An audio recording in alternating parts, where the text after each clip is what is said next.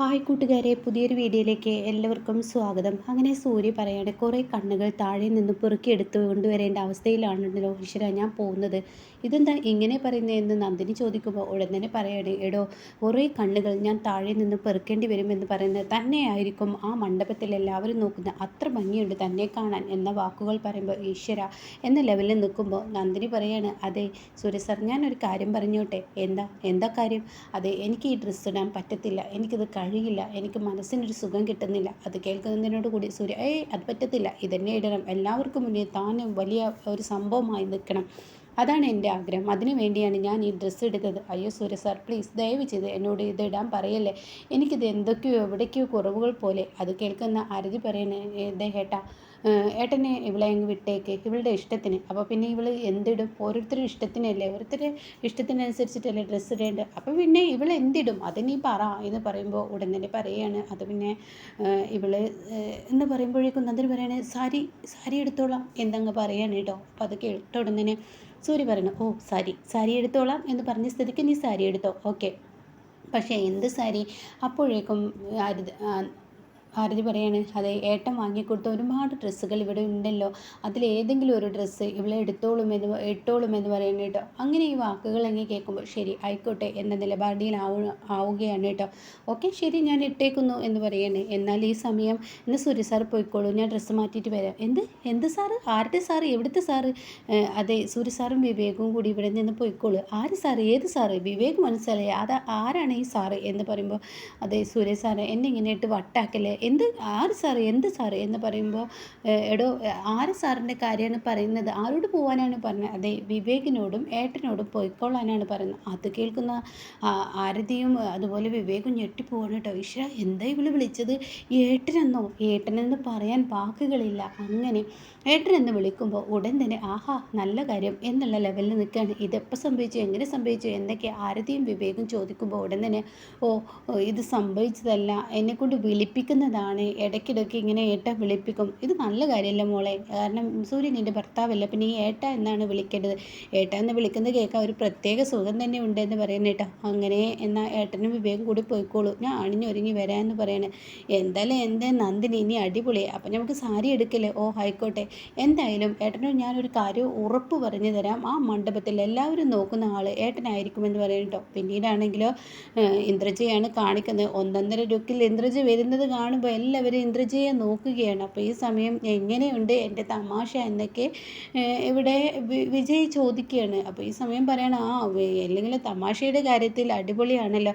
അപ്പോഴാണ് കേട്ടോ വിജയ് എന്ന് പറഞ്ഞിട്ട് ഇന്ദ്രജ വിളിക്കുന്നത്. ഇന്ദ്രജ അതെ ഒന്നിങ്ങോട്ടേക്ക് വന്നേ. അപ്പോൾ എല്ലാവരും വിജയ് നോക്കണം, ഇതെൻ്റെ ഭാര്യ തന്നെയാണോ എന്ന ലെവലിൽ വിജയ് ഇങ്ങനെ നോക്കിയിട്ട് ഞാനിത് വരുന്നു കേട്ടോ എന്ന് പറയണേ. എന്നിട്ട് വിജയ് മാറ്റി നിർത്തിയിട്ട്, എങ്ങനെയുണ്ട് എൻ്റെ വേഷം? എൻ്റെ പൊന്നെ, നിന്നെയല്ലേ ഇപ്പോൾ ഈ മണ്ഡപത്തിൽ എല്ലാവരും നോക്കിക്കൊണ്ട് നിന്നിരുന്നത്, എന്തൊരു ഭംഗിയാണ് നിന്നെ കാണാൻ, ഇതൊക്കെ എങ്ങനെ, ഈ മുത്തൊക്കെ എങ്ങനെ, ഇതൊക്കെ ഞാൻ വെച്ച് പിടിപ്പിച്ച അടിപൊളിയായിട്ടുണ്ട് കേട്ടോ, പറയാനില്ല, അത്രയും ഭംഗിയുണ്ട്, ഇതൊരു ഭംഗിയാണ് എൻ്റെ പൊന്നിനെ കാണാൻ എന്നൊക്കെ ഇങ്ങനെ പറയാൻ കേട്ടോ. എന്തായാലും ഞാനൊരു കാര്യം പറയാം, മണിക്കൂർ നേരമായി നിൻ്റെ അനിയത്തി മേക്കപ്പ് ഇട്ട് തുടങ്ങുന്നത്, എന്നാൽ അതിന് ഭംഗിയൊന്നുമില്ല, നിനക്കാണ് ഭംഗി എന്നൊക്കെ പറയണം. ഓ അവളുടേതായ ഭംഗി അവൾക്കും ഉണ്ട്, എന്തായാലും നിൻ്റെ ഭംഗി എത്രയായാലും അവർ വരില്ല എന്ന് പറയണ്ടോ. അപ്പോഴേക്കും അവിടെ ഒരു സ്ത്രീ വന്നിട്ട് പറയണേ, ഇന്ദ്രജി എന്ത് ഭംഗിയാണ്, നീ ഓരോ ദിവസം ചെറുപ്പമായി വരികയല്ലോ, വയസ്സ് കൂടുന്നതല്ലല്ലോ നിനക്ക്, എന്നാലും നല്ല അടിപൊളിയായിട്ടുണ്ട്, എൻ്റെ ലുക്ക് ഇഷ്ടപ്പെട്ടു, ഇഷ്ടപ്പെട്ടു. അപ്പോഴേക്കും വെറുതെ അല്ലല്ലേ നീ കുട്ടികളൊന്നും വേണ്ടെന്ന് പറഞ്ഞ് നടക്കുന്നത്. അപ്പോഴേക്കും വിജയ് പറയണേ, എനിക്ക് ആഗ്രഹമുണ്ട്, പക്ഷെ എന്തോന്ന് ചെയ്യാനാണ്, എനിക്ക് കുട്ടികളൊന്നും കിട്ടത്തില്ലല്ലോ എന്നിങ്ങനെ പറയാണ്. അപ്പോൾ ഇന്ദ്രജ ഇങ്ങനെ നോക്കിയാണ്, എന്തായാലും നീ സൂപ്പറായിട്ടുണ്ട്, ഇന്ന് നീ ആയിരിക്കും ഇവിടുത്തെ താരം, വേദ എവിടെ? വേദയുടെ ലുക്ക് കണ്ടില്ല, വേദ ഇപ്പോൾ വരുമെന്നൊക്കെ പറയുകയാണ് കേട്ടോ. പിന്നീട് വേദയെയും ഹിമയെയാണ് കാണിക്കുന്നത്. വേദ ഇങ്ങനെ അണിഞ്ഞൊരുങ്ങുകയാണ്. അപ്പോൾ ഹിമ പറയാണ്, എന്തായാലും നീ സൂപ്പറായിട്ടുണ്ടെന്ന് പറയാണ്. അപ്പോൾ ഉടൻ തന്നെ ഹരിതയെ മാറ്റൽ കഴിഞ്ഞാണ്, അവളുടെ മോഡൽ അടിപൊളിയാണ്, അവൾക്ക് മണിക്കൂറുകളൊന്നും വേണ്ട, ജസ്റ്റ് കുറച്ച് മിനിറ്റ് കൊണ്ട് അവൾ ഡ്രസ്സ് മാറ്റും. അപ്പോൾ അവർ പറയണ, ശരിയാണ് ഹരിത, അടിപൊളിയായി തന്നെ ഡ്രസ്സ് മാറ്റും, അവൾ നിമിഷ നേരം കൊണ്ട് മാറ്റുമെന്ന് പറയണത്. എന്തായാലും അവളായിരിക്കും ഇവിടെ സ്റ്റാർ എന്നൊക്കെ പറയുമ്പോൾ ഹരിത കയറി വരുന്നു കേട്ടോ. ഹരിതയെ കാണുന്നതിനോടുകൂടി ഹിമ പറയണേ, വാവ് എന്തൊരു ലുക്ക്, സത്യം പറയാലോ ഇവിടെ ഇപ്പോൾ കല്യാണപ്പെണ്ണിനെയൊക്കെ ഭംഗി നീയാണ് കേട്ടോ, ഇപ്പോൾ കല്യാണപ്പെണ്ണിനെയൊക്കെ ഭംഗി എന്നൊക്കെ പറയുമ്പോൾ, എന്തായാലും ഇത്ര പെട്ടെന്ന് നീ മാറ്റിയെടുത്തല്ലോ എന്നിങ്ങനെ പറയുന്നുണ്ട് കേട്ടോ. അപ്പോൾ ഉടൻ തന്നെ വേദ പറയണേ എന്തായാലും എല്ലാവരും ഇന്ന് മണ്ഡപത്തിൽ നിന്നെ ആയിരിക്കും നോക്കുക, എന്നെ ആയിരിക്കത്തില്ല എന്നൊക്കെ പറയാണ്. അപ്പോൾ ആ സമയം അതൊക്കെ വെറുതെ പറയാണ്. അതെന്തായാലും നിന്നെ തന്നെ ആയിരിക്കുമെന്ന് പറയാണ് കേട്ടോ. നിൻ്റെ വേഷം അടിപൊളിയായിട്ടുണ്ടെന്ന് പറയണേ. പിന്നീട് ഒരു പെൺകുട്ടി ഇങ്ങനെ കടന്നു വരുന്നതാണ്. അതിൻ്റെ പിറകുവശം മാത്രമേ കാണിക്കുന്നുള്ളൂ. അപ്പോൾ വിജയ് ഒരാളോട് സംസാരിക്കുകയാണ്. ഏതാണ് ആ പെൺകുട്ടി എന്നറിയാതെ ഇങ്ങനെ നോക്കി നിൽക്കണേ. എന്തൊരു ലുക്ക്, എന്തൊരു ഭംഗി! നാടൻ സാരിയാണെങ്കിൽ കാണാൻ നല്ല ഭംഗിയുണ്ട്. എന്തൊരു ഭംഗിയാണ്! ഇന്നേ വരെ ആര് വിളിച്ചിട്ടാപ്പാ എന്തൊക്കെ പറഞ്ഞ് വിജയ് അവരുടെ പിന്നാലെ പോവുകയാണ് കേട്ടോ. ആ പെൺകുട്ടിയുടെ മുഖം ആരെണെന്ന് കാണിക്കുന്നില്ല. അങ്ങനെ മൊത്തത്തിൽ എല്ലാവരുടെയും മുന്നിലൂടെ പോകുമ്പോൾ ഉദയനും വന്ദനയും നോക്കി നിൽക്കുകയാണ്. ഏതാണ് ആ പെൺകുട്ടി? എന്തൊരു ഭംഗിയാണ് അതിനെ കാണാൻ! എന്തായാലും സൂപ്പറായിട്ടുണ്ട്. ഇന്നിപ്പോൾ ഇവിടെ ആ പെൺകുട്ടിയായിരിക്കും എല്ലാവരും നോക്കുന്നതെന്ന് പറഞ്ഞിട്ട് ഉദയനും വന്ദനയും അങ്ങോട്ട് പോകുന്നുണ്ട് കേട്ടോ. അങ്ങനെ ആ പെൺകുട്ടി ഇങ്ങനെ നടന്ന് പോവുകയാണ്. അപ്പോഴേക്കും ഇന്ദ്രജയുടെ കണ്ണിൽ കാണുകയാണ്. അപ്പോൾ ഇന്ദ്രജ പറയണേ എന്തൊരു ഭംഗിയാണ്. അപ്പോഴേക്കും വിജയ് പറയണേ ആരാണത്? ഇനിയിപ്പോൾ പത്മാൻ്റിയുടെ ആരെങ്കിലും ആയിരിക്കും, അറിയത്തില്ല. എന്തായാലും ഞാനൊന്ന് പോയി നോക്കട്ടെ, ഏതാണോ വേഷം അടിപൊളി എന്ന് പറയുന്നുണ്ട് കേട്ടോ.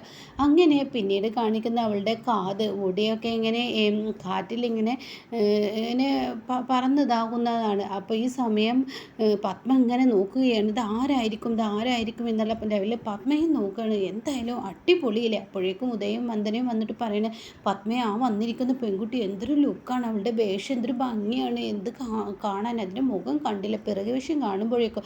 അപ്പോഴേക്കും ഹരിത ഇന്ദ്രജയുടെ അടുത്തിട്ടാണ് കേട്ടോ. അപ്പോൾ ഇന്ദ്രജയോട് ഹരിത പറയണേ ഏതാണ് ആ പെൺകുട്ടി? പത്മാൻ്റിയുടെ ആരെങ്കിലും ആയിരിക്കും, എന്തൊരു ഭംഗിയാണ് അതിൻ്റെ പിറകു വശം, എന്തൊരു വേഷമാണ്, എന്തൊരു നല്ല വേഷം എന്ന് പറഞ്ഞിട്ട് എന്തായാലും ഞാൻ ഇനി അവളെ കണ്ടിട്ട് തന്നെ കാര്യമുള്ളൂ എന്ന് പറഞ്ഞ് ഹരിത അങ്ങ് പോവുകയാണ് കേട്ടോ.